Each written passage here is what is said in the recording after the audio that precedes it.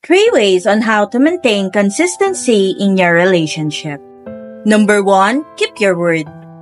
Walk the talk. Pag sinabi mong tatawagan mo siya gabi-gabi o napagkasunduan yung magkita every weekend, gawin mo unless na lang kung may emergencies.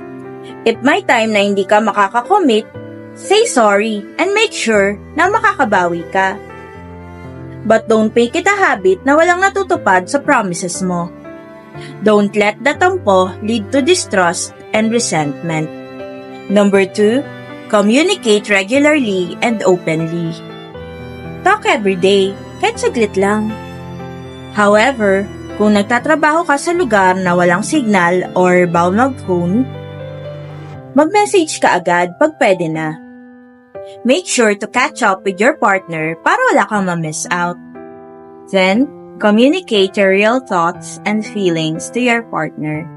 Pag may hindi ka nagugustuhan, sabihin mo agad para hindi na lumala pa. Some girls aminin, guilty tayo dito. But let's quit playing mind games with our partner. Number 3, be present.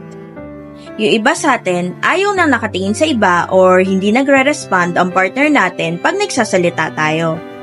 We want their undivided attention because that's the sign that they care.